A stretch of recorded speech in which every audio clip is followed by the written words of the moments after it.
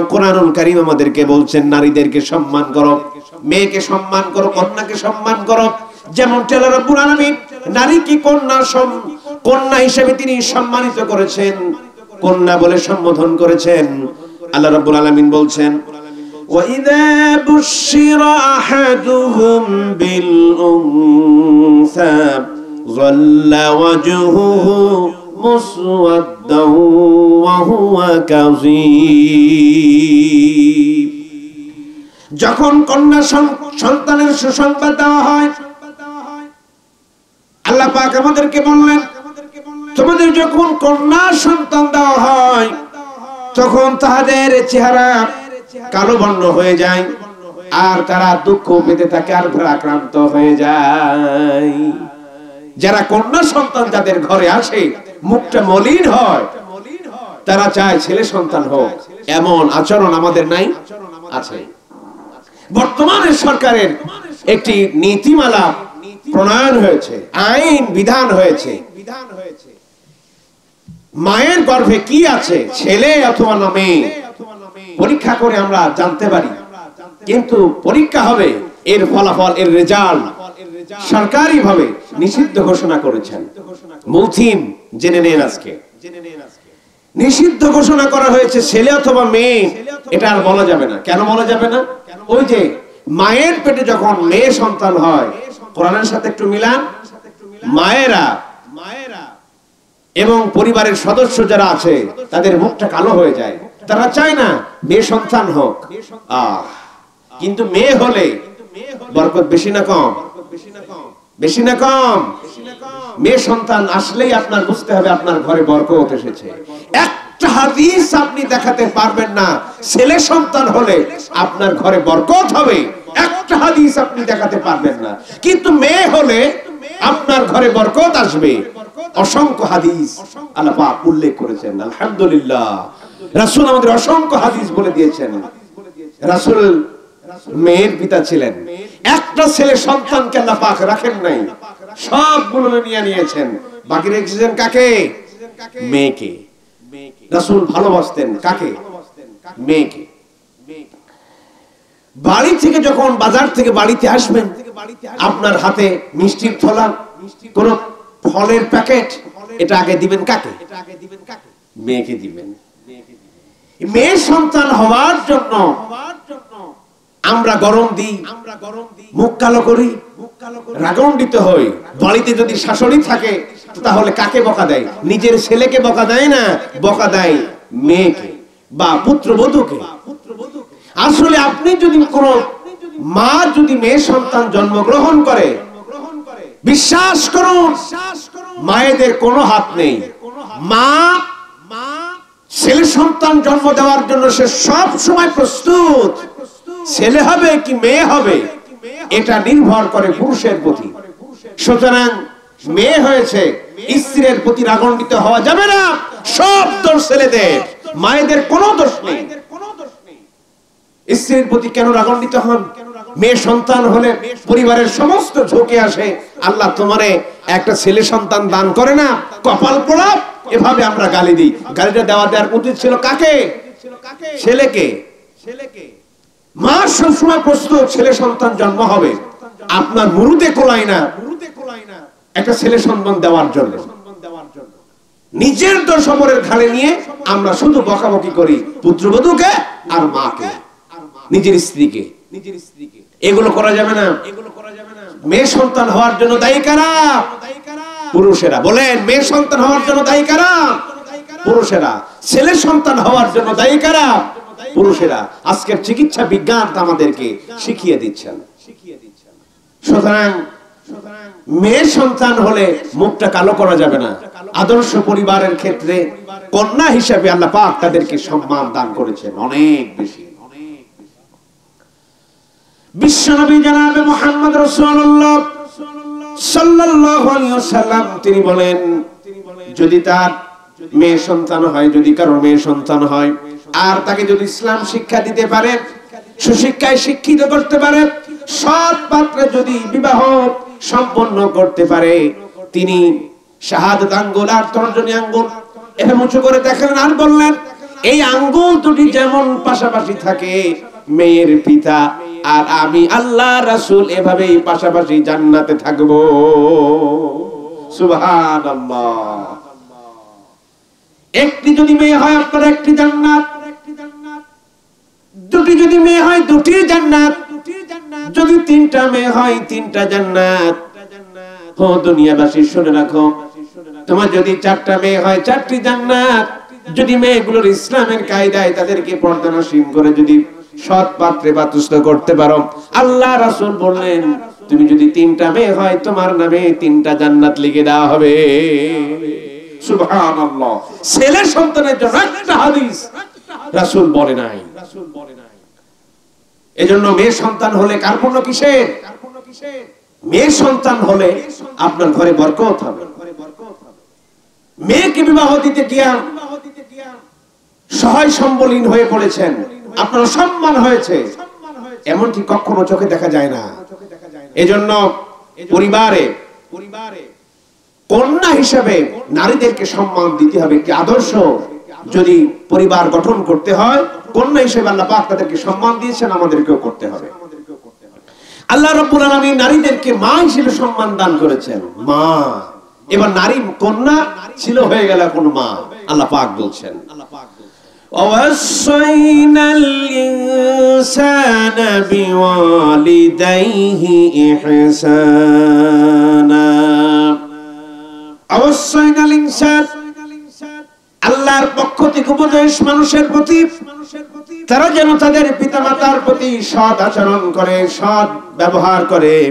কারণ হামালাতুহু উম্মুহু ওয়াহানান আলা ওয়াহানিন ওয়া ফিসালুহু ফি আমাইন।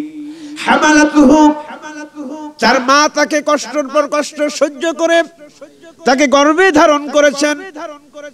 অফিসালুহু ফি আমাইন, এবং তার বুকের দুধ 2 বছর ধরে তাকে খাওয়িয়েছেন।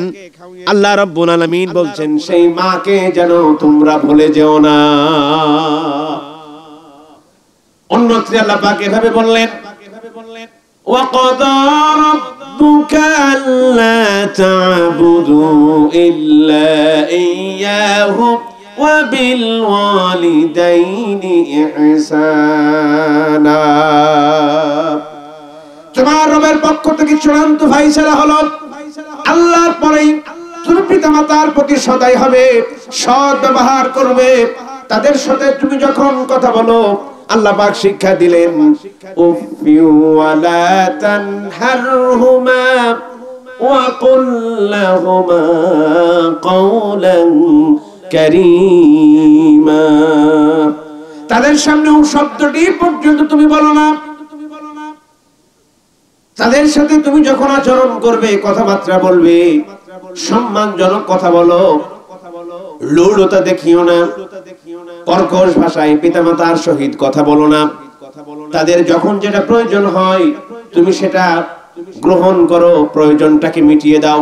আর তুমি যখন কথা বলো মিষ্টি হাসি দিয়া সুন্দর সুন্দর করে পিতামাতার সাথে কথা বলো।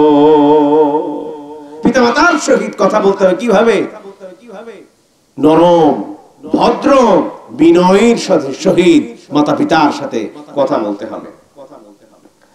আল্লাহ রাব্বুল আলামিন তিনি আরো বলেন হামালাতুহু উম্মুহু কুরহা ওয়া ওয়াদাআতুহু কুরহা।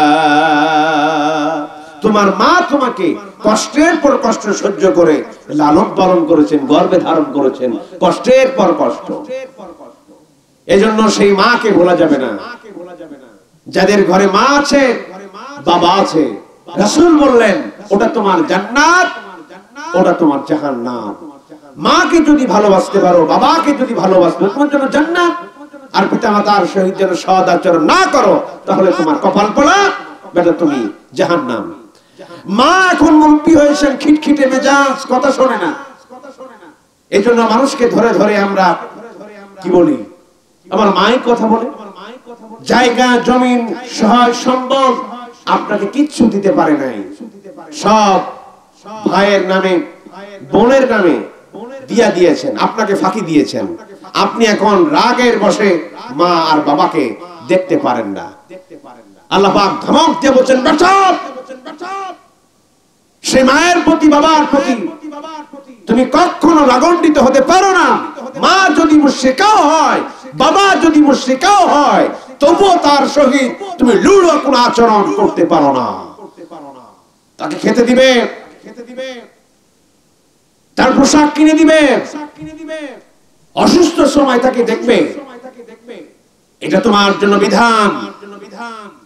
পিতামাতা কি করলো তোমার দেখার বিষয় নয়, তুমি তোমার দায়িত্বটা পালন করবে। এই জন্য বাড়িতে যাদের মা আছে, বাবা আছে, তাদেরকে কি করবেন? সম্মানজনক ভাবে তাদের সাথে কথা বলবেন, তাদেরকে দেখাশোনা করবেন, তাদের খেদমত করবেন। তার মধ্যেই রয়েছে আমাদের সফল কাম। আল্লাহ পাক তৌফিক দান করুক, আল্লাহুম্মা আমিন। কিছু করে গিয়ে আল্লাহ পাক তাদেরকে সম্মান দান করলেন স্ত্রী হিসেবে। আল্লাহ পাক কিভাবে বলছেন, হুন্না লিবাসুন লাকুম ওয়া আনতুম লিবাসুন লাহুন্না। স্বামী আর স্ত্রী একজন আর একজনের পোশাক। এই কথাটা বলার অর্থ হলেই, একজন যদি অসুস্থ হয়, স্বামী যদি অসুস্থ হয় স্ত্রী দৌড়ে যাবে, আর স্ত্রী যদি অসুস্থ হয় স্বামী দৌড়িয়ে তার জন্য খেদমত করবে। একজন আর একজনের পোশাক। একজন কষ্ট পেলে আর একজনও কষ্ট পাবে, কষ্টে ব্যথায় ব্যথিত হবে, কষ্টে জর্জরিত হবে। সব সময় তাদের সাথে সম্প্রীতি নিয়ে চলবে। ওয়াশিরুহুন্না বিল মারুফ, তাদের সহিত একে অপরের সৌজন্যমূলক তারা আচরণের মধ্য দিয়ে দিন পার করবে। একটি আদর্শ পরিবার যদি গঠন করতে হয়, তাহলে স্বামী আর স্ত্রীর মধ্যে কোনো ঝগড়া চলবে না। মা বোনেরা যারা আছেন, মেহেরবানি করে আপনারাও শুনছেন। এখানে আল্লাহ পাক হুন্না লিবাসুল লাকুম ওয়া আনতুম লিবাসুল লাহুন্না, একে অপরের প্রতি দয়া করব। একজন আর একজনের পোশাক, আমার গায়ে যে পোশাকটা আছে কি রকম, এখন তো আমি খুলতে চাইবো না, এটা আমার আত্মসম্ভ্রম। আপনার স্বামী আপনার জন্য মর্যাদা, আপনার গৌরবের বিষয়। আপনার স্বামী আপনার আত্মমর্যাদা, আপনার অহংকার, আপনার সম্মান। তাকে ভালোবাসুন। আত্মমর্যাদার হানি হয় এমন কোন কাজ তার সামনে করা যাবে না। এজন্য আল্লাহ পাক বলছেন, যাদের ঘরে স্ত্রী আছে তাদের সহিত তোমরা যেন ন্যূনতা দেখিও না, তাদেরকে সম্মান করো, একে অপরের কাজটাকে ভাগাভাগি করে নাও। আমরা তো এখন স্ত্রী বাড়িতে থাকে, আমরা মনে করি কামলা, বাড়ির সব কাজ করতে হয়। আপনার মেয়ে আপনাকে যেমন সম্মানের, যেমন আদরের, আপনার বাড়িতে যিনি আছেন তিনিও তো কারোর মেয়ে। কথা বলেন ঠিক কিনা? তার নিজের মেয়ের সাথে যেমন আচরণ করবে, আপনার উচিত হবে বাড়িতে যে মেহমান নিয়ে এসেছেন, স্ত্রী নিয়ে এসেছেন, তার সাথে ওই রকমই আচরণ করতে হবে। এটাই হচ্ছে হুন্না লিবাসুল লাকুম ওয়া আনতুম লিবাসুল লাহুন্না। আমরা ওয়াশিরুহুন্না বিল মারুফ, এক অপরের প্রতি সৌজন্যমূলক আচরণ করে আমরা আমাদের পরিবারটাকে গঠন করব। আল্লাহ পাক তৌফিক দান করুক, আল্লাহুম্মা আমিন। আমাদের পরিবারে আল্লাহ রাব্বুল আলামিন সম্মান দিলেন কন্যা হিসেবে, সম্মান দিলেন মা হিসেবে, সম্মান দিলেন স্ত্রী হিসেবে। আমরা যারা স্বামী আছি, আল্লাহ পাক ঠিক আমাদেরকেই বলছেন আদর্শ পরিবার গঠনের আরেকটি ভূমিকা হলো, আপনি যে পুরুষ, পরিবারের সমস্ত ক্ষমতা কার হাতে থাকবে? কথা বলেন, কার হাতে থাকবে? পুরুষের হাতে থাকবে। আল্লাহ পাক বলছেন, আর-রিজালু কাওয়ামুনা আলান নিসা, আমি পুরুষদের কর্তৃত্ব দিয়েছি নারীদের প্রতি। পুরুষেরা বাড়ির অভিভাবক, বাড়ির যতগুলো প্রয়োজনীয় সমস্ত প্রয়োজন মিটাবে পুরুষেরা। কোন সিদ্ধান্ত যদি গ্রহণ করতে হয়, পরামর্শ ভিত্তিক সিদ্ধান্ত গ্রহণ করবে পুরুষেরা। আল্লাহ রাব্বুল আলামিন আমাদেরকে বলছেন, আওয়ামান ইউনাশশাউ ফিল হিলয়াতি ওয়া হুয়া ফিল খিসামি গায়রু মুবিন। নারীদেরকে তোমরা যে অবস্থানে বসাবা, ওরা তো বাঁকা টাইপের, কথা শোনে না, কথায় কথায় ঝগড়া করে, কথা আর কাজ তাদের মিল খায় না, তারা কোনো বিষয় বোঝাতে পারে না, সক্ষম নয়, নিজের প্রতি তারা নিজেরাই দায়িত্বশীল নয়। এমনটি কখনো হয় না? আমার কথা আপনারা বুঝতে পারছেন? আমার দিকে একটু তাকান, লক্ষ্য করুন। পরিবারের ক্ষমতা নারীর হাতে তুলে দেওয়া যাবে না। আমাদের এখন পরিবারের ক্ষমতা কে, কার হাতে? কার হাতে? নারীর হাতে। আমাদের দেশের ক্ষমতাটা কার হাতে? নারীর হাতে। আর রিজাল কাওয়ামুনা আলান নিসা, নারীরা পারবে না, তারা চালাতে পারবে না, সিদ্ধান্ত গ্রহণে তারা ব্যর্থ হবে, এটা আল্লাহ পাকেরই কথা। আমরা তো তুলে দিয়েছি, এখন আমাদেরকে চালান। আমরা উন্মাদ, আমরা আমাদের বুদ্ধি নাই, আমরা ব্যর্থ। আল্লাহ পাক বললেন এই সিদ্ধান্ত গ্রহণ করবে পুরুষেরা। একজন নারীকেও আল্লাহ পাক নবী হিসেবে পৃথিবীতে প্রেরণ করেন নাই। একজন নবীকে আল্লাহ পাক নারী হিসেবে প্রেরণ করতে পারতেন না? কথা বলেন না কেন? প্রেরণ করতে পারতেন না? একজন নবীকে আল্লাহ পাক ওহী দেন নাই। তার মানে ওহীর জ্ঞান, ওহীর ক্ষমতা নারীর হাতে যদি তুলে দেওয়া হয়, সে ফুলফিল দায়িত্ব পালন করতে পারবে না, কারণ সেই প্রকৃতি দিয়ে তাদেরকে সৃষ্টি করা হয়নি। আর আমরা আমাদের সমস্ত ক্ষমতা নারীর হাতে উঠিয়ে দিয়েছি দীর্ঘমেয়াদী। এটা আমাদের বুঝতে হবে। আমরা বিপদগামী, আমরা বিপদগামী, আমাদের ভবিষ্যৎ ভালো নয়। এই জায়গা থেকে আমাদেরকে বেরিয়ে আসতে আল্লাহ পাক তৌফিক দান করুক, আল্লাহুম্মা আমিন। আদর্শ পরিবারে থাকবে স্বামীর আত্মসম্ভ্রম, স্বামীর মর্যাদা। এতক্ষণ তো শুনলেন স্ত্রীর মর্যাদা, এখন স্বামীর মর্যাদা। একটি আদর্শ ভিত্তিক পরিবারে স্বামীর মর্যাদা দিতে হবে। মা বোনেরা যারা আছেন কান লাগান। বিশ্বনবী জনাবে মুহাম্মদ রাসূলুল্লাহ সাল্লাল্লাহু আলাইহি ওয়াসাল্লাম আপনাদেরকে ডেকে বলছেন, ও আমার মায়ের জাত শুনে রাখো, আল্লাহ রাব্বুল আলামিন এভাবেই তিনি ঘোষণা করে দিয়েছেন, সমস্ত সৃষ্টিকুলের আদেশ হচ্ছে আল্লাহ রাব্বুল আলামিনের পায়ে সিজদা দিবে। আর আল্লাহর পরপরই যদি কোন সৃষ্টির প্রতি সিজদা দেওয়া হতো, যদি সিজদার কোন অর্ডার আসতো, তাহলে পৃথিবীর সমস্ত নারীকে তার স্বামীর পায়ে সিজদার অর্ডার চলে আসতো। আল্লাহু আকবার কাবীরা। এত সম্মান আপনার স্বামীর। বিশ্বনবী জনাবে মুহাম্মদ রাসূলুল্লাহ সাল্লাল্লাহু আলাইহি ওয়াসাল্লাম তিনি আনো ঘোষণা করলেন, মায়েরা যদি চারটি কাজ করতে পারে তারা জান্নাতি। মায়েরা যদি চারটি কাজ করতে পারে তারা জান্নাতি হবে। তারা যদি সঠিক সময়ে নামাজ আদায় করে তারা জান্নাতি।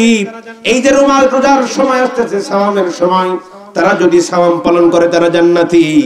আর তারা যদি নিজের আত্মসম্ভ্রম, নিজের লজ্জাস্থানটাকে যদি হেফাজত করে চলে তারা জান্নাতি। আর চতুর্থ নাম্বার হচ্ছে তারা যদি তাদের স্বামীকে খেদমত করতে পারে তাহলে তারা জান্নাতি। স্বামীর খেদমতের মধ্যে আল্লাহ পাক হাতের মুঠোর মধ্যে রেখে দিয়েছেন। যতই আপনি ভালো কাজ করেন, স্বামীর প্রতি যদি সন্তুষ্ট না হতে পারেন, জান্নাত পাওয়া যাবে না। এখন তো স্বামীদেরকে সম্মান করা হয় না। সারাদিন কাজ, খেতে খামার কাজকর্ম, অফিস আদালত ছেড়ে এসেছেন।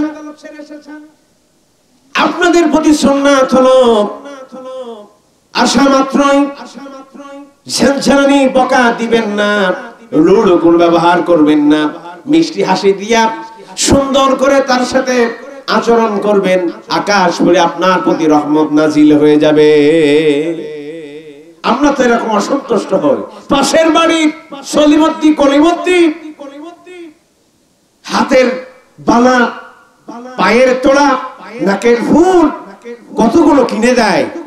আজ 10 বছর হলো বেটা আমাকে নিয়ে এসেছেন, একটিও নাকের ফুলও জুটলো না। এভাবে আমরা ধিক্কার দিই স্বামীকে, ঠিক কিনা? বাড়িতে শুনতে হয় না আপনাদের? শুনতে হয়। তাকে খাওয়াবেন, পড়াবেন, 20টি বছর তাকে পালছেন, 20 বছর পরে গিয়া যদি কোন একদিন কোন অবস্থাতে রাগারাগি হয়, আমারে কি দাও, এরকম বলে না? কিচ্ছু দেয় নাই। এই যে আপনি ভুক্তভোগী মনে হয়, কিচ্ছু দেয় নাই। তার মানে এই যে আমি 20টা বছর তোমাকে নিজের মতো করে পালছি, এর কোনো মূল্য নেই। একটি রাগ হলো 20 বছরের আপনার পরিশ্রম, 20 বছরের সফলতা, 20 বছরের যে গায়ের ঘাম সব বৃথা।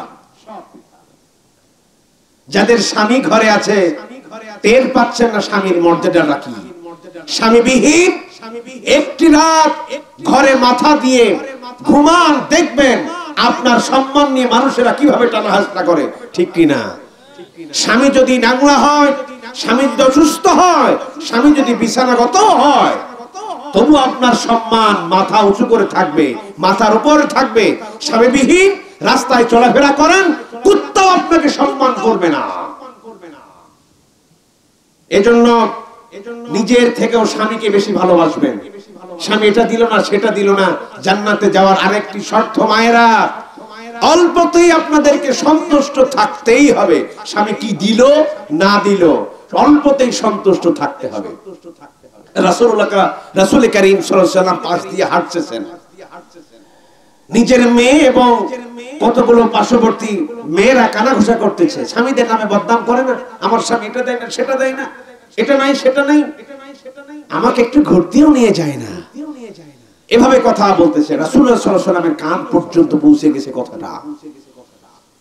রাসূল ধমকের স্বরে বললেন, মা ফাতেমা, তার শহীদ তোমরা যারা আছো কান লাগিয়ে শোনো, তুমি আমার মেয়ে, এই বলে আমি তোমাদেরকে সম্বোধন করছি না। তোমার থেকে তোমার স্বামীর সম্মান অনেক বেশি। জীবনে যতদিন বেঁচে থাকবে আর স্বামীর প্রতি কোনোদিন এরকম কটু কথা বলবে না। কখনো স্বামীর নামে কটু কথা বলা যাবে না, যাবে না, যাবে না। আজকের এই অবক্ষয় শুরু হয়েছে স্বামীর প্রতি। অল্পতেই আমরা সন্তুষ্ট থাকতে পারি না। পাশের বাড়ির ভাবিকে 2টো হার 5টা কানের দুল, আমারও থাকতে হবে 10টা হার 20টা কানের দুল। এই প্রতিযোগিতা বন্ধ করুন। স্বামীর প্রতি সন্তুষ্ট থাকবেন।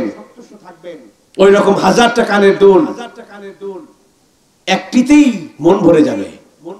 এজন্য সংসার এবং পরিবার সুগঠিত হওয়ার ক্ষেত্রে স্বামীর প্রতি অবশ্যই আমাদেরকে সম্মান, আত্মমর্যাদা দেখাতে হবে, যাতে করে স্বামীর স্থানে তাকে আসন দিতে হবে।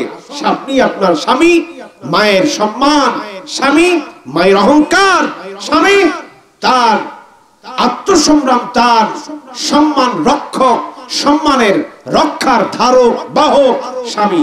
স্বামী যদি না থাকে মায়ের সম্মানের চায়রানা দাম নাই।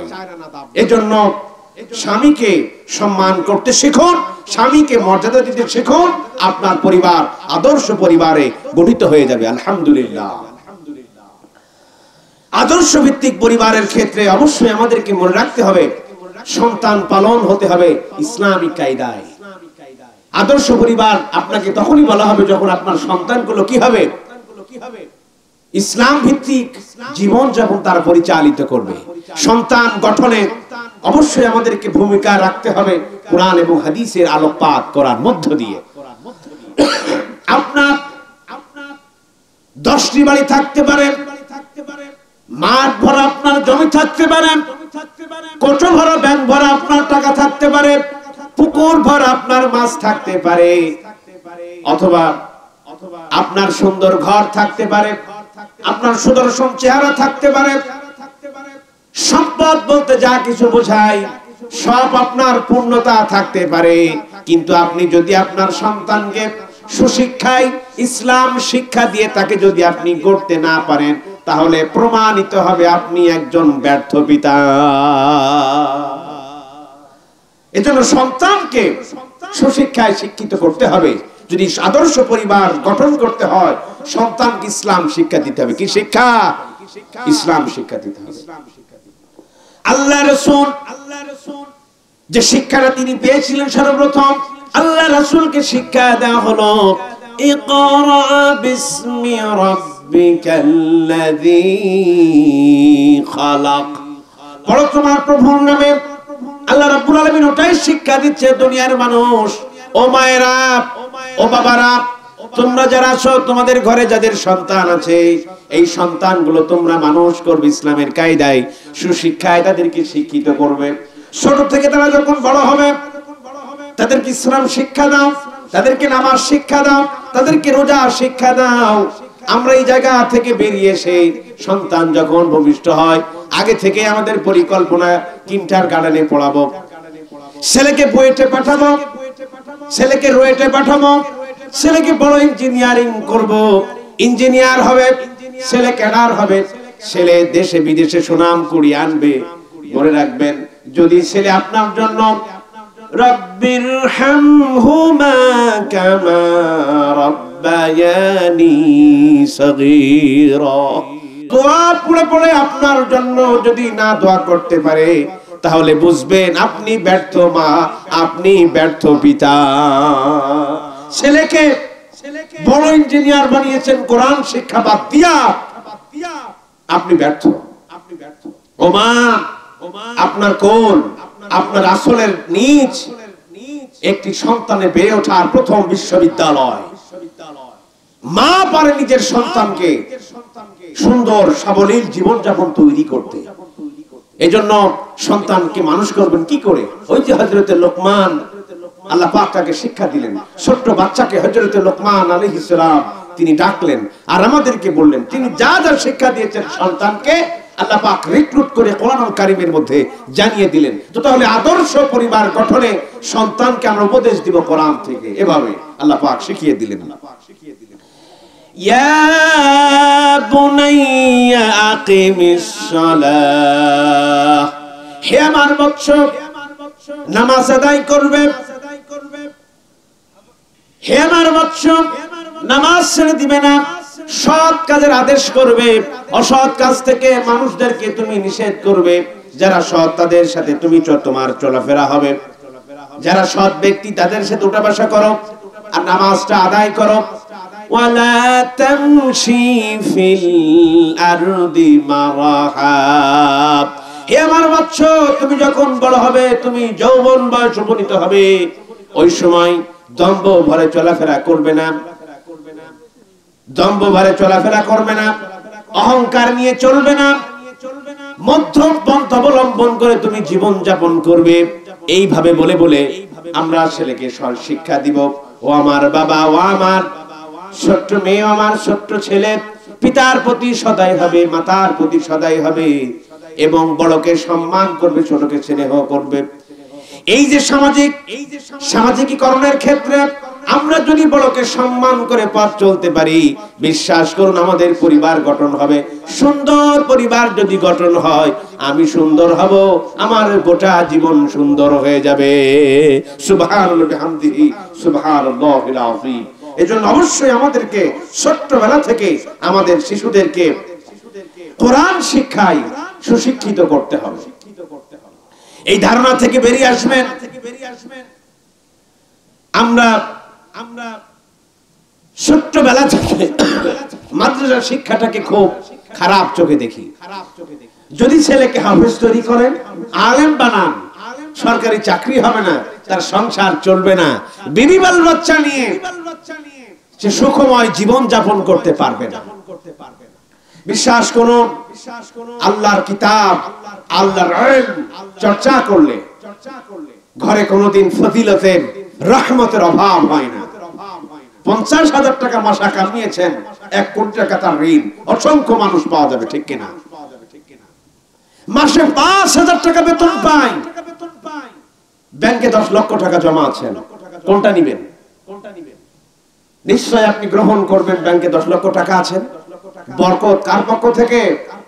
আল্লাহর পক্ষ থেকে। আল্লাহ পাক বলছেন, وما من دابة في الأرض إلا على الله رزقها। পৃথিবীতে এমন কোন বিচরণশীল প্রাণী নেই যার রিজিকে, যার রহমতের দায়ভার আমি আল্লাহ পাক নিজে কাঁধে উঠিয়ে নেন নাই।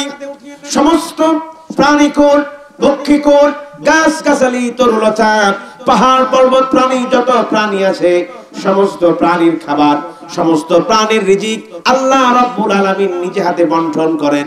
রিজিক নিয়ে কখনো টেনশন করা যাবে না।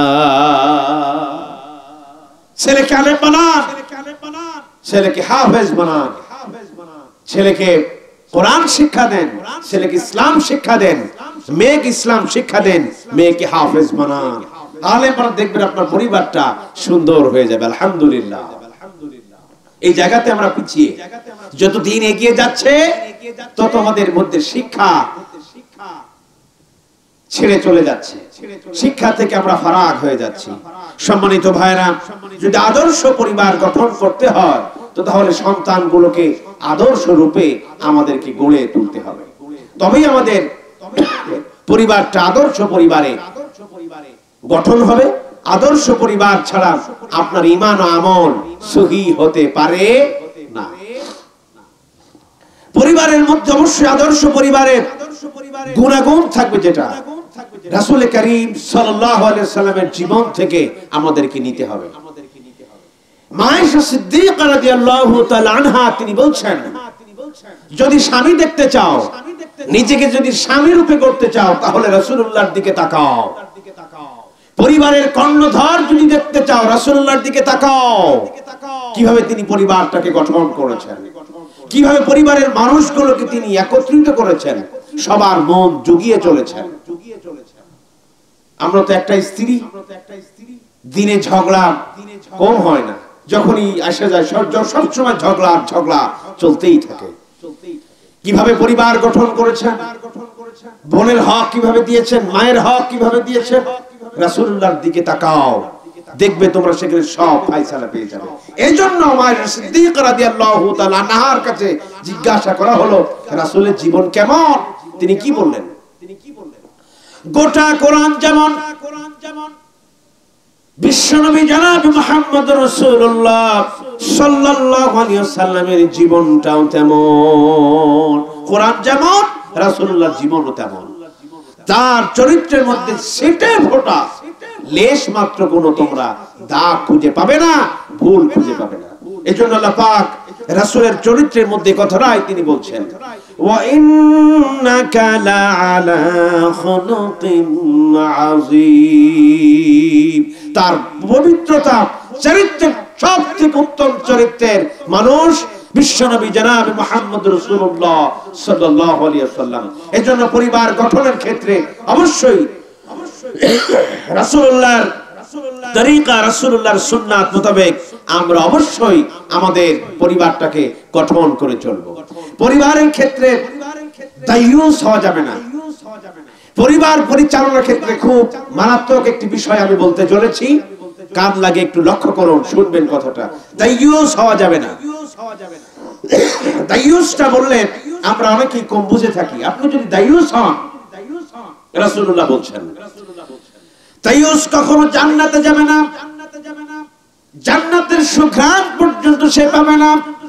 দায়ুস হলো তারা, আমি জানছি আমার মেয়ে পর্দা করছে না, পর্দা সম্পর্কে আমি জ্ঞান রাখি, আমি আমার পরিবারের কর্ণধার, আমি আমার পরিবারের অভিভাবক, আমি পরিবারের প্রধান, কিন্তু আমার মেয়ে পর্দা করে না, আমার ছেলে পর্দা করে না, আমার ঘরে কোনো পর্দা নাই। হাজী সাহেব, পুত্রবধূ পর্দা করে না, হাজী সাহেব কন্যা পর্দা করে না, নিজেদের মধ্যে কোনো আখলাক নাই, কোনো খলুসিয়াত নাই, আমি চোখে দেখেও তাদেরকে আমি প্রতিহত করলাম না, এমন ব্যক্তি যদি আমি হই, রাসূলুল্লাহ বললেন আমি তো জান্নাতে যাবই না, জান্নাতের কখনো সুঘ্রাণ আমার নাকে লাগবে না। এজন্য চোখে দেখে দায়ুস হওয়া যাবে না, প্রোটেক্ট করতে হবে নিজের সন্তানগুলোকে, তাদের আত্মসংযম হেফাজতের আদেশ দিতে হবে। আল্লাহ পাক বলছেন, ওয়াকুল লিল মুমিনাতি ইয়াগুযুযনা মিন আবসারিহিন্না ওয়া ইয়াহফাযনা ফুরুজাহুন্না। কুল লিল মুমিনাত, হে রাসূল আপনি বলে দিন যারা মুমিনাত, যারা নারী আছে তাদের চক্ষুকে তারা যেন নিম্নগামী করে চলে, আর তাদের লজ্জাস্থান কি যেন তারা হেফাজত করে চলে। আল্লাহ রাব্বুল আলামিন অন্যত্র আরো বললেন, মাকুল্লিল মুমিনাতি ইয়াগুদ্দু মিন আবসারিহিম, মুমিন যারা পুরুষ আছেন তুমি তাদেরকে ঘোষণা করে দাও তাদের চক্ষুকে নিম্নগামী করে চলে আর তাদের লজ্জাস্থানকে যেন হেফাজত করে চলে। এটা আপনি দেখেন যে আপনার মেয়ে পর্দায় থাকে না, কিন্তু আপনি কিচ্ছু বলেন না, এর নামই হচ্ছে দায়ুস। আদর্শ পরিবার গঠনের ক্ষেত্রে দায়ুস হওয়া যাবে না। এখন চিন্তা করুন, মেয়ে যে আটো ছোট পোশাক পরে, এই আটো ছোট পোশাকের টাকাটা কে দেয়? বাবা দেয়। ছেলের হাতে একটি মোবাইল ফোন তুলে দিয়েছেন, সমানে নোংরা অশ্লীল কাজে ছেলে ব্যস্ত। এটা কে শিক্ষা দিলে? ওই যে মোবাইলের টাকাটা কে দিল? তারে বাবা দিয়েছেন। নিজের স্ত্রী যে পর্দায় থাকে না, ছোটখাটো আটো ছোট পোশাক পরে বের হয়, এর জন্য দায়ী কে? স্বামী দায়ী। তো তার মানে কি দাঁড়ালো? একটি পরিবারে যদি আপনি প্রধান থাকেন, আপনার স্ত্রী, আপনার মেয়ে, আপনার সন্তান, আপনার মা, সবাইকেই আপনার কথা মতো চলতে হবে। তাদেরকে আপনি ইসলামের কায়দায় দাখিল করবেন, তাদেরকে আপনি নির্দেশ করবেন, হে আমার মেয়ে, পর্দা ছাড়া তুমি রাস্তায় বের হতে পারবে না। আমার স্ত্রী, পর্দা ব্যতীত তুমি রাস্তায় বের হতে পারবে না। আমার সন্তান, কখন অশ্লীল বেহাপনা কাজে তুমি লিপ্ত হতে পারবে না। কোনদিন জিজ্ঞাসা করে দেখেছেন রাস্তায় এতগুলো যে মেয়ে ঘোরে, মায়েরা ঘোরে, স্ত্রীরা ঘুরে বেড়ায়, এগুলো কাদের স্ত্রী, কাদের মা, কাদের মেয়ে? সেই মেয়েগুলো তো আমাদের, কথা ঠিক কিনা? সেই স্ত্রীগুলো তো আমাদের। লক্ষ্য করুন, এই অবমূল্যায়ন, অবক্ষয়, পর্দা থেকে বেরিয়ে এসে আমাদের মাদের পরিবারগুলোকে ধ্বংস করে দিচ্ছে। তারা খুব ভালো করে জানে শয়তানের প্রধান টার্গেট নারী। শয়তানের প্রধান টার্গেট হলো নারী। নারীর অশ্লীলতায় যদি আপনাকে শয়তান বেঁধে ফেলতে পারে, তাহলে শয়তান সাকসেস। সর্বপ্রথম শয়তান কি কাজটা করেছিল জানেন? আদম আর হাওয়া জান্নাতে বসবাস করে। শয়তানের প্রথম লক্ষণ, তাকে উলঙ্গ করতে হবে। শয়তানের প্রথম টার্গেট আপনার চোখে বেহাপনা, উলঙ্গপনা দেখানো শয়তানের প্রথম টার্গেট। মনে রাখবেন, লক্ষ্য করুন। শয়তান বলল, আল্লাহর দরবারে বলল, আল্লাহ আমি তো এখন শয়তান হয়ে গেলাম, আমাকে পাওয়ার দিতে হবে। আমি যা বলবো মানুষেরা যেন না দেখতে পাই, আমাকে যেন না দেখতে পাই। আমার খাবারের বন্দোবস্ত করো, আমার হায়াতের বন্দোবস্ত করো। আল্লাহ রাব্বুল আলামিন তাকে বন্দোবস্ত করে দিলেন। হযরত আদমকে বলেন, আদম ওয়ালা তাকরাবা হাযিহি শাজারাতা ফাতাকুনা মিনাজ জালিমিন, এই গাছের নিকটে যাবে না, গাছের ফল খাবে না, গাছের নিকটে তোমরা কখনো যাবে না। শয়তান দেখলো এদেরকে যদি জান্নাত থেকে তাড়িয়ে দিতে হয় আর জান্নাতি পোশাক যদি খুলে নিতে হয়, তাহলে কি কাজ করতে হবে? শয়তান তাদেরকে নিয়ে গেলেন, গাছের কাছে নিয়ে গেলেন, গাছের ফলটা খাইয়ে দিলেন। সাথে সাথেই জান্নাতি পোশাকগুলো তাদের গা থেকে খুলে পড়ে গেল। শয়তান কিন্তু তাদের লজ্জাস্থানগুলো দেখে ফেললেন। হে দুনিয়ার মানুষ, হে যুবক, শিক্ষা গ্রহণ করে নাও। তোমার ঈমান, তোমার আমল, তোমার খলুসিয়াত, তোমার কলবটাকে নষ্ট করে দেওয়ার জন্য সর্বপ্রথম শয়তান যে কাজটি করবে সেটি হলো তোমার চোখের সামনে উলঙ্গ দেখানো। মানেই তুমি বুঝে নিতে পারো তোমার কলবটাকে মরে গিয়েছে, তোমার কলবটা নষ্ট হয়ে গেল। শয়তানের প্রথম নম্বর টার্গেট আপনার পিছনে নারী লিলিয়ে দিবে।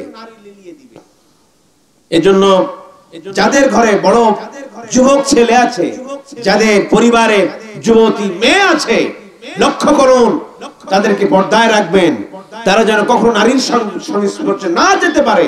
অশ্লীল বাহা কোনো দর্শন তাদের চোখে যেন না পড়ে, সে ব্যবস্থাপনা করতে হবে কাকে? বাবাকে। প্রত্যেকটি হিসাব আপনাকে দিতেই হবে। সন্তানকে আপনি সুশিক্ষায় দিবেন। কোরআন পড়লো, হাদিস পড়লো, সওয়াব আপনি পেতে থাকবেন। কিন্তু সন্তানের হাতে মোবাইল ফোন উঠিয়ে দিয়েছেন, সন্তান সমানে আকার কোকাম করে সব গুনাহ পিতার আমলনামায় চলে যাবে।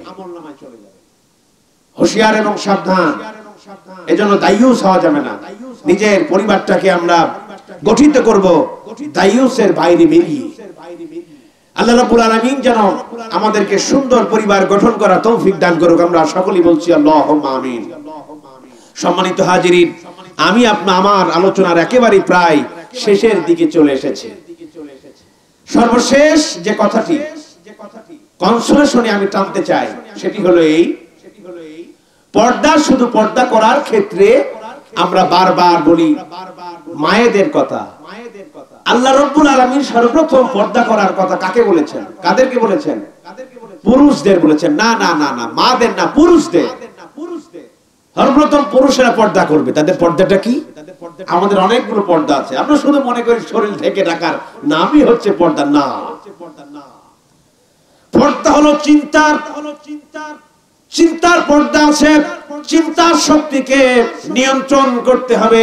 হে দুনিয়ার মানুষ, লক্ষ্য করে দেখো, মানুষেরা যে গুনাহটি করে সর্বপ্রথম গুনার আগে মানুষেরা ভাবে আমি গুনাহটা কি কাজ করব, চিন্তা শক্তি দিয়ে তারা কাজটি সম্পাদন করে থাকে। তার মানে হলো তোমার চিন্তা শক্তি দিয়েছেন আল্লাহ রাব্বুল আলামিন, সেই চিন্তার শক্তিটা তুমি কাজে লাগাও, চিন্তার পর্দা করো।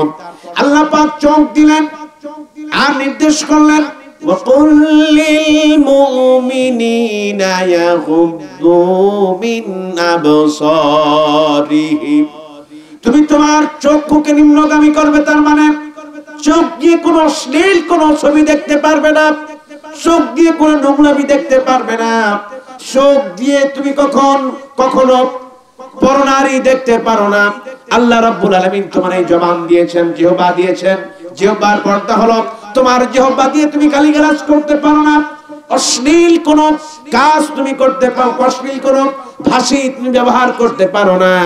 আল্লাহ পাক তোমার হাত দিলেন, হাতের পর্দা হলো এই হাত দিয়া তুমি কখনো খারাপ কিছু লিখতে পারো না, খারাপ কাজ করতে পারো না। তোমার পাক দিন আল্লাহ পাক, এই পাপ পর্দা হলো কোন খারাপের দিকে তুমি তাকে নিয়ে যেতে পারো না। বিশ্বনবী এভাবে তিনি বললেন, মানুষেরা যদি দুইটা অঙ্গের যদি গ্যারান্টি দিতে পারে, দুই চোয়ালের মধ্যবর্তী স্থান জিহ্বা আর দুই উরুর মধ্যবর্তী স্থান হচ্ছে লজ্জাস্থান, এই দুটি অঙ্গের যদি মানুষেরা হেফাজত করে চলতে পারে, আমাকে যদি বলতে পারে ইয়া রাসূলুল্লাহ, ইয়া হাবিবাল্লাহ, আমি আমার জিহ্বা আর আমার লজ্জাস্থান হেফাজত করে চলেছি, বিশ্বনবী বললেন তার নামে জান্নাত ওয়াজিব হয়ে লিখে দেওয়া হবে। সুবহানাল্লাহ। এজন্য অঙ্গ প্রত্যঙ্গকে হেফাজত করতে হবে আমাদেরকে। পর্দা সমস্ত অঙ্গ প্রত্যঙ্গের পর্দা আছে। সারা শরীর শুধুমাত্র বোরকা দিয়ে ঢেকে রাখার নাম পর্দা নয়। পর্দা হচ্ছে প্রত্যেকটা অঙ্গ প্রত্যঙ্গ আল্লাহর হুকুম আহকাম মেনে নিজেকে জীবন যাপন করা এবং অশ্লীল কাজ থেকে হেফাজত করার নামই হচ্ছে পর্দা। আল্লাহ রাব্বুল আলামিন তার নবীকে ডেকে বলছেন, ইয়া আইয়ুহান নাবিয়্যু কুল লিআজওয়াজিক, হে নবী, আজওয়াজিক তোমার স্ত্রীদেরকে বলা হচ্ছে, অবানাতিক তোমার মেয়েদেরকে বলছি, ওয়ানিসা তোমার নারীদেরকে বলছি না, ওয়ানিসাইল মুমিনিন মুমিন নারীরা, নারীদেরকে বলছেন ইদুনিনা আলাইহিন্না মিন জালাবিবিহিন্না, তাদের বক্ষ দেশে তারা যেন মোটা কাপড় জড়িয়ে রাখে, যালিকা ইউরাফনা ফালা ইউদাইন, যেন তাদেরকে চিনতে পারা যায় এরা মহিলা মানুষ, আর তাদের সম্মান কখনো নষ্ট করা হবে না, তাদের সম্মান ভুলণ্ঠিত করা হবে না। এজন্য হে দুনিয়ার মানুষ, নবীকে যেমন ডেকে ডেকে আল্লাহ পাক বলছেন পর্দা করো, আল্লাহ রাব্বুল আলামিন আয়াত দিয়ে আমাদেরকে বলছেন, ও হে যারা পিতা আছো, তোমার পরিবারে যারা থাকে, তোমার স্ত্রী থাকে, তোমার মেয়ে থাকে, তোমার ছেলে থাকে, তারা তাদেরকে যেন তুমি জানো পর্দা নসীন করে ইসলামের প্রত্যেকটি বিধান তাদেরকে মান্য করে তুমি পরিবার চালাবে, এটি হচ্ছে তোমার জন্য মূল কর্তব্য। এভাবে তুমি যদি তাদেরকে পর্দায় রাখতে পারো, অবশ্যই তোমার পরিবার আদর্শ পরিবারে গঠন হয়ে যাবে। আল্লাহ রাব্বুল আলামিন যেন আদর্শ পরিবার হওয়ার, আদর্শ পরিবার করার তৌফিক দান করুক। আমরা সকলে বলছি আল্লাহুম্মা আমিন। এতক্ষণ ধরে আমি কথা বলছিলাম, কখনো নারীর অধিকার বলেছি, কখনো স্ত্রীর অধিকার বলেছি, কখনো স্বামীর অধিকারের কথাগুলো বলেছি। এই কথাগুলো স্ত্রীর অধিকার, স্বামীর অধিকার, সন্তান পালনে ভূমিকা এবং নিজেদের দায়ুস থেকে যদি বেরিয়ে এসে এবং আমাদের পরিবারে যদি আল্লাহ ভীতি, খোদা ভীতি, আল্লাহর নির্দেশ যদি আমাদের পরিবারে আমরা প্রতিষ্ঠা করতে পারি, অবশ্যই অবশ্যই আল্লাহ রাব্বুল আলামিন আমাদের পরিবারের প্রতি রহমত, শান্তি নাজিল করবেন। সেই দোয়া কামনা করছি। সেই সাথে সাথে যতগুলো কথা বলেছি আল্লাহ রাব্বুল আলামিন যেন এই কথাগুলো আমল করার তৌফিক দান করো। আমরা সকলে বলছি আল্লাহুম্মা আমিন। সম্মানিত হাজিরিন, আমরা উপস্থিত হয়েছি একটি মাহফিলে। আমার ডান পাশে বসে আছেন মাওলানা মুহাম্মদ আলী সাহেব। তিনি আমাদেরকে ডাক দিয়েছেন। আমরা ইতিহাস থেকে শুধু জানি আর বুঝি এদেশের, এই উত্তর মহাদেশের, ভারতীয় মহাদেশে ইসলাম বলতে কিচ্ছু ছিল না। বিশ্বাস করুন, 18 শতকে আপনি যদি বিবাহ করতে হতো, মাটির নিচে সুড়ঙ্গ গেড়ে তার মধ্যে বিবাহ অনুষ্ঠিত হতো। খাইবার থেকে কান্দাকাহার পর্যন্ত এমন কোন গাছ ছিল না যে গাছের আলেমের লাশ ঝোলে নাই। আমাদের ইসলামী কিতাবাদি গুলো সব নষ্ট করে দিয়েছে, পুড়িয়ে ছাই করে দেওয়া হয়েছে। মানুষের আল্লাহ বলবে, বলতে পারতো না। দাড়ি রাখবেন, পারবেন না। একটি দাড়ি রাখতে গেলে 2.5 টাকা হারে আপনাকে কর দিতে হবে। যে সময় 1 টাকায় 4 মণ চাউল পাওয়া যায়, সেই সময় একটি দাড়ি রাখবেন, আপনাকে 2.5 টাকা কর দিতে হবে। এখন দাড়ি রাখার জন্য এখন আমাদেরকে পিটি দেওয়া হয়, ঠিক কিনা? আর সেই সময় দাড়ি রাখতে গেলে 2.5 টাকা সরকারকে কর দিতে হবে। তো তাহলে সেই আমলে ইসলাম মানাটা কত কঠিন ছিল। ঠিক এই রকম আলেমদের উত্তরসূরি যারা ছিলেন, সেই সময়কার জঙ্গলে গিয়া, ঝড়ের মধ্যে গিয়া, নদীর পারে এখানে বসে মাটির সুড়ঙ্গ করে মানুষেরা যখন মারা যেত, এই মরে যাওয়ার খসিয়ত উসলতটাকে সামনে দিয়ে, ভাই আমার বাবা মরে গেছেন, আমরা একটু শুধু দোয়া করব, এই বলে বলে তার ইসলাম বাঁচিয়ে রেখেছে। তারই ধারাবাহিকতা আজকের এই মাহফিল। সুতরাং এই এরকম মাহফিল হোক, এর বাস্তবায়ন আমরা কি চাই না? বলেন চাই না? চাই। এজন্য এই বাস্তবায়নের ক্ষেত্রে, এই বাস্তবায়ন করতে গিয়ে আমাদের অনেক পরিশ্রম খরচ হয়, অনেক মেধা খরচ হয়, অনেক অর্থ আমাদেরকে খরচ হয়। সেই অর্থ, সেই মেধা, এটার দায়ী দায়িত্ব দেওয়া কাদের? কথা বলেন কাদের? আমাদের। এই জন্য আল্লাহ পাক এই সম্পর্কে কথা বলছেন লান তানালুল বিররা হাত্তা তুনফিকু মিম্মা তুহিব্বুন। আল্লাহকে ভালোবাসতে চাও? কে না চায়? এখানে আমরা সবাই চাই না আল্লাহকে ভালোবাসতে। তো তাহলে তোমার উত্তম জিনিস আল্লাহর রাস্তায় ব্যয় করে দাও। তোমার ভালোবাসার জিনিস আল্লাহর রাস্তায় ব্যয় করে দাও। এখন ভালোবাসার জিনিস কি? নিশ্চয় অর্থ ছাড়া আর কিচ্ছু নয়। আল্লাহ পাক বলছেন, ইন্নাল্লাহা আশতারা মিনাল মুমিনিনা আনফুসাহুম ওয়া আমওয়ালাহুম বিআন্না লাহুমুল জান্নাহ। তুমি তোমার জান এবং মাল, এটা আমি নিয়েছি আর জান্নাতটা দিয়ে দিয়েছি। তার কি ক্রয় বিক্রয় হচ্ছে এখন আল্লাহর সাথে? কাদের? আমাদের। আমাদের জান এবং মাল আল্লাহর রাস্তায় দিয়ে দিব, ভাবে আল্লাহ আমাকে কি দিবেন? জান্নাত দিবেন। এখন আল্লাহর জান্নাত বিক্রি করা হবে, কিনতে রাজি আছি কারা কারা? তো হাত উঁচু করে দেখি। আলহামদুলিল্লাহ, হাত নামান। জান্নাত আপনাদের কাছে এখন বিক্রি করা হবে। সূরা তাওবার 111 নম্বর আয়াত দিয়ে এখন জান্নাত বিক্রি হবে। কিনতে রাজি আছি তো ইনশাআল্লাহ? এখন জান্নাতটা আপনারা ক্রয় করবেন। দেখি আপনাদেরকে সুনামধন্য কোন ব্যক্তি আপনাদের মধ্যে আছেন যে আমি জান্নাতটা ক্রয় করতে চাই, এই মাহফিলের জন্য আমি কিছু কিছু খুশির সহিত আমি দিতে চাই আর জান্নাতটা ক্রয় করতে চাই। মেহেরবানি করে একটু আপনারা এগিয়ে আসবেন এই জান্নাত ক্রয়ের জন্য। একটু আপনাদের উদাত্ত আহ্বান জানাচ্ছি। দোয়া হবে আপনার পিতার জন্য, মাতার জন্য। মেহেরবানি করে একটু বলেন যে আমি এত টাকা দিতে চাই, এতগুলো টাকা দিতে চাই, এই অর্থটা আমি দিতে চাই শুধুমাত্র কোরআনের ভালোবাসায়। একটু নিজের মনস্তাত্ত্বিক দিয়ে, নিজের খুশির সহিত, জোরাজোরি নয়, আমরা একটু বলবো أنفسنا وإن لم تغفر لنا وترحمنا لنكونن من الخاسرين رب العالمين দীর্ঘক্ষণ ধরে আল্লাহ কতগুলি গুনাহগার বান্দা একত্রিত হয়ে রব্বুল আলামিন কোরআনুল কারীম শুনেছি, রাসূলের বাণীগুলো শুনেছি। ওগো আল্লাহ, যা কিছু শুনেছি আল্লাহ আমলে জিন্দেগিতে পরিণত করতে পারি তৌফিক দান করে দাও রব্বুল আলামিন। কথার মধ্যে যদি কোনো ভুল ত্রুটি হয়ে যায় আমাদের জেহেন থেকে কথাগুলো মুছে দিয়ে সহি শুদ্ধ কথাগুলো আল্লাহ জীবন যেন বাস্তবায়ন করতে পারি তৌফিক দান করে দাও রব্বুল আলামিন। তোমার একজন গোলাম আল্লাহ মাওলানা সাহেব জীবনের শেষটুকু দিয়ে আল্লাহ তোমার দ্বীনের জন্য পরিশ্রম করে চলেছেন রব্বুল আলামিন। যাদের হাত ধরে ধরা আল্লাহ ইসলাম পেয়েছি রব্বুল আলামিন, যাদের অনুসরণ অনুকরণ করে ইসলামটা বুঝেছি রব্বুল আলামিন, তাকিয়ে দেখো দাড়িগুলো পেকে গিয়েছেন ওগো আল্লাহ। অসুস্থ দেহ নিয়ে তোমার দরবারে দুটি হাত তুলেছি রব্বুল আলামিন। আমি অধম নালায়েক গুনাহগার তোমার দরবারে দুটি হাত তুলে করজোড়ে আমিন আমিন করি বলি আল্লাহ জীবনের সমস্ত গুনাহ খাতাগুলো তুমি ক্ষমা করে দাও রব্বুল আলামিন। তোমার মনোনীত বান্দা হিসেবে তুমি কবুল আর মঞ্জুর করে নাও রব্বুল আলামিন।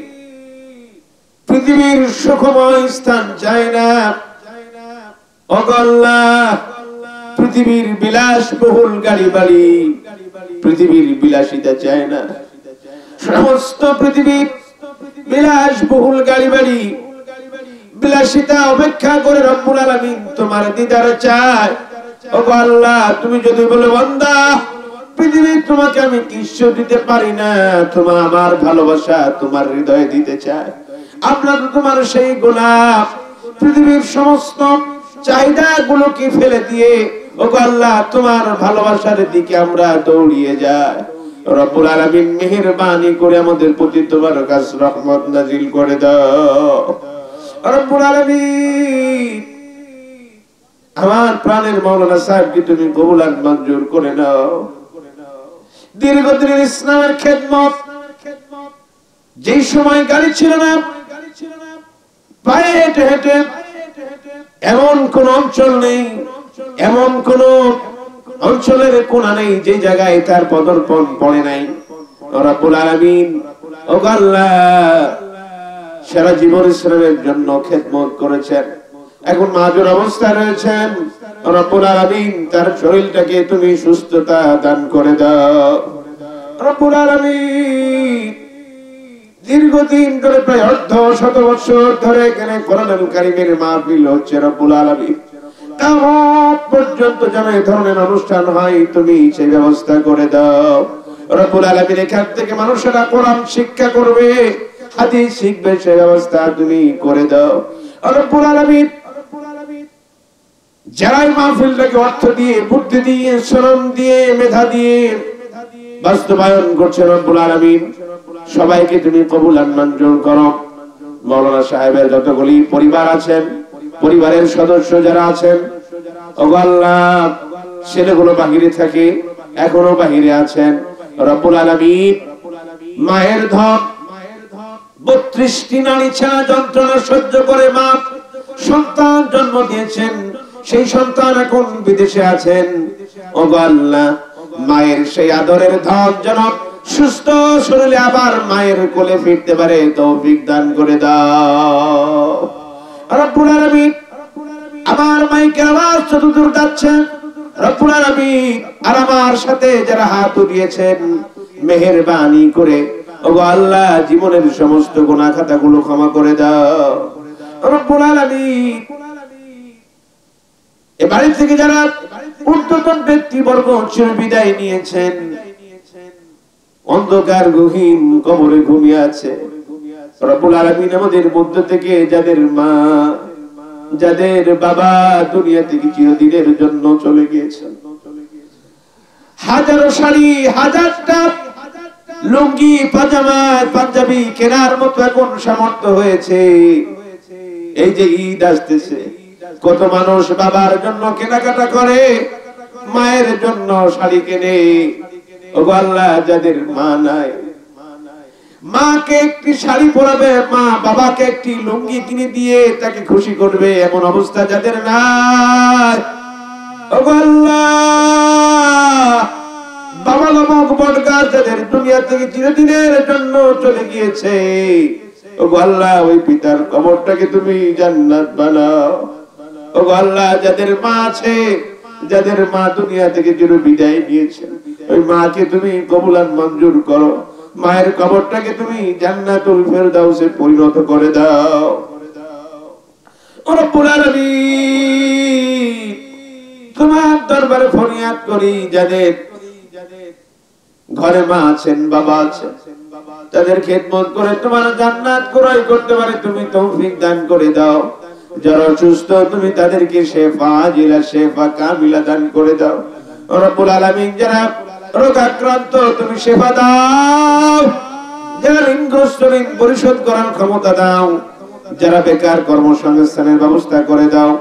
রব্বুল আলামিন, যারা বিপদগ্রস্ত তুমি বিপদ থেকে তুমি মুক্তি দান করো।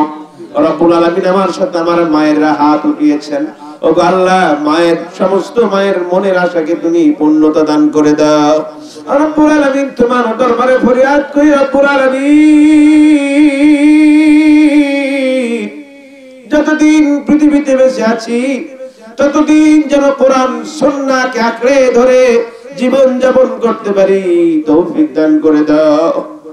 রব্বুল আলামিন, এভাবে একটি একটি করে যদি বলতে থাকি, আমাদের আর্তনাদ তো শেষ হবে না, রাত পেরিয়ে যাবে, আমাদের আর্তনাদ শেষ হবে না। ও মালিক, তোমার দরবারে ফরিয়াদ করছি, তুমি তো অন্তর্যামী, আমাদের অন্তরের খবর রাখো, আমাদেরকে তুমি সব সময় দেখতেছো, আমাদের যার যার যে সমস্যা তোমার গায়েবে খাজানা থেকে সমাধান করে দাও। ওগো আল্লাহ, আমাদেরকে নিষ্পাপ মাসুম হিসেবে কবুল করো। গুনাহ নিয়ে আমরা কবরে যেতে চাই না, মাসুম হিসেবে কবরে যেতে চাই। ওগো আল্লাহ, তোমার মনোনীত বান্দা হিসেবে তুমি কবুল করো। ওগো আল্লাহ, কনিষ্ঠ বান্দা হিসেবে তুমি কবুল করো। রব্বুল আলামিন, কিয়ামতের ময়দানে তুমি যখন আমাদেরকে ধরবে, এত গুনাহ করেছি জবাব দিতে পারবো না, সেই সময় তুমি আমাদেরকে যেন একটি কর্নারে নিয়ে যাও। আর এভাবে যদি আমাদেরকে বলো, বান্দারে গুনাহ করেছো নাকি, আমরা তো নির্দ্বিধায় বলে দিব গুনাহ করেছি। ওই সময় তুমি যদি বলো যে আরে বান্দা গুনাহ করেছো, আজকে তোমার রব তোমাকে ক্ষমা করে দিল, ও আল্লাহ, এই ব্যবস্থা তুমি আমাদের জন্য করে দিও। তুমি যদি আমাদেরকে জবাব নাও, আমরা তো জবাব দিতে পারবো না, জাহান্নামী হয়ে যাব।